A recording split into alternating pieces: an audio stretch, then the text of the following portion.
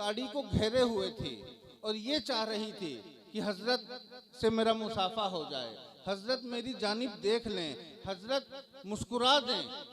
जिस जज्बे से तुम सैयद साहब की आमद के लिए खड़े हुए, कभी तुमने ये सोचा कि जब हम अपनी घर से निकले हैं तो हमने इसी मोहब्बत से अपने वालिदैन को देखा है कि नहीं देखा है, हमने अपने वालिदैन के हुकूक को पूरा किया है कि नहीं किया है। अगर घर में तुम अपने वालिदैन को झड़क दोगे, अपने वालिदैन से दूरी बना लोगे, सीधी मुंह अपने वालिदैन से बात नहीं करोगे और सैयद साहब से मोहब्बत करोगे या किसी पीर से मोहब्बत करोगे या किसी बारगाह में जाके किसी वली से अपना अरीजा पेश करोगे, तुम्हारी हर पेशगी रद्द कर दी जाएगी जब तक तुम्हारे वालिदैन तुमसे राजी ना हो।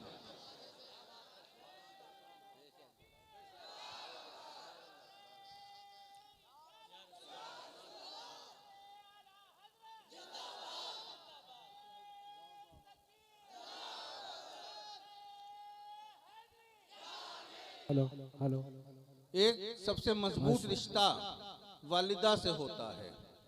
वालिदा आपकी उस्ताद भी है, वालिदा आपकी दोस्त भी है, वालिदा आपकी आइडियल भी है, वालिदा आपको शऊर देने वाली जात का नाम है और वालिदा आपकी जन्नत है।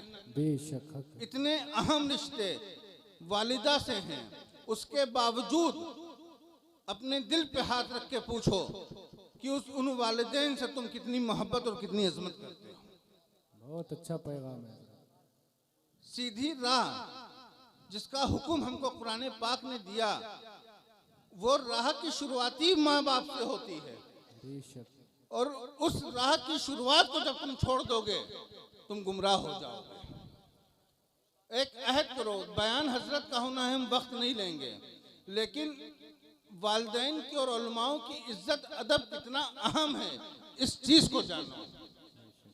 उलमाए हक जिनको कहा जाता है, उनकी एक सिफत होती है, वो लोग, वो उलमा अपने आप को अल्लाह उसके रसूल की राह में खम कर दिया करते हैं। अगर कोई उन पे वार करता है तो वो मुस्कुराते हैं, अगर उन पे वार हो, बयानबाजी हो, तो वो उलमा मुस्कुराते हैं, लेकिन वो उस पैगाम को नहीं भूलते हैं जो उनको करबला की जमीन से इमाम हुसैन ने दिया है।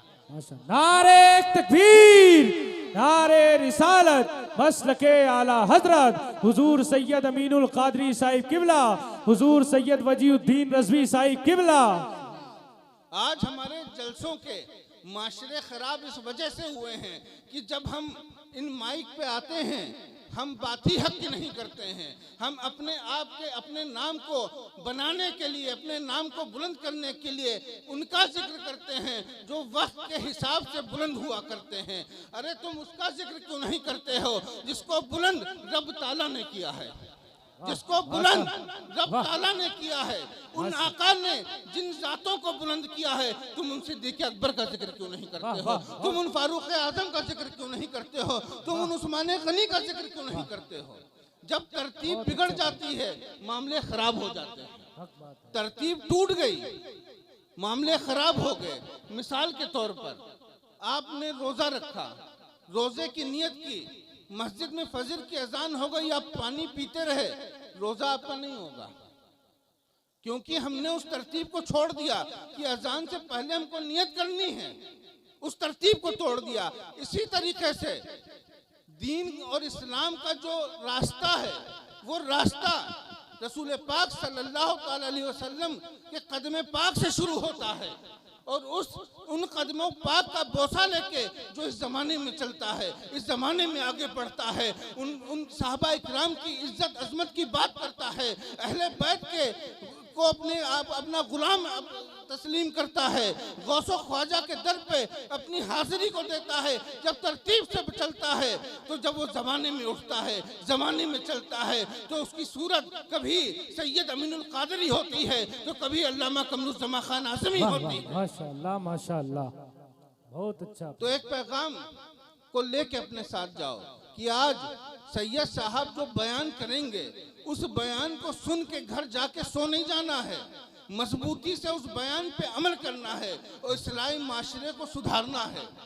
जब आप सुधरोगे तो आपके जरिए 10 सुधरेंगे, बेशक। और ये एक अच्छाई की बात है कि हमारी कौम अब जलसों में आने लगी है, उलमाओं को सुनने लगी है। तो खुदारा हम अपनी बात को समेटते हैं और अहद करो आप लोग कि हम हक के रास्ते पे चलेंगे। और भला हमारी मस्जिद का इमाम क्यों ना हो, हमारे छोटे से मदरसे का मौलवी ही क्यों ना हो, वो हमसे अफजल है, क्योंकि उसने दीन सीखा है, दीन पढ़ा है। वो तुमको नमाज पढ़ा रहा है, तुम्हारे बच्चों को बिस्मिल्लाह सिखा रहा है, तुम्हारे बच्चों को कुरान पाक पढ़ा रहा है। वो छोटा तुम्हारी नजर में हो सकता है, लेकिन दीन उसको नायब रसूल कहता है। बेशक, वाह, माशाअल्लाह माशाअल्लाह। तो उन नायब रसूलों की इज्जत करो, अपने मस्जिद के इमाम की इज्जत करो, अपने मदरसे के उलमाओं की इज्जत करो और मजबूती से एक पैगाम लेके जाओ कि इन सबको हम समेट के तालीमात आला हजरत पे अमल करेंगे। इंशाअल्लाह खूब मसलक के नारे हो गए। मसलक पूरा ही उस वक्त होगा जब आला हजरत की तालीमात में अमल होगा। उन तालीम को छोड़ के अगर तुम स्टेजों से मसलक के नारे लगाओगे, तुम्हारे वो नारे माने नहीं रखते हैं, क्योंकि आला हजरत का मसलक इमाम आजम अबू हनीफा का एक नक्शा है। जो इमाम आजम अबू हनीफा ने दर्श दिया, उस पे आला हजरत कायम हुए, तभी तो मसलक के आला हजरत बना है। तो मजबूती से आला हजरत की तालीम पे अमल करो, और जब तालीम पे अमल करोगे उनके मसलक पे भी अमल करने वाले बन जाओगे। आखिर दवाना अल्हम्दुलिल्लाह रब्बिल आलमीन। अस्सलाम वालेकुम। माशाअल्लाह। दीन खुदा समझ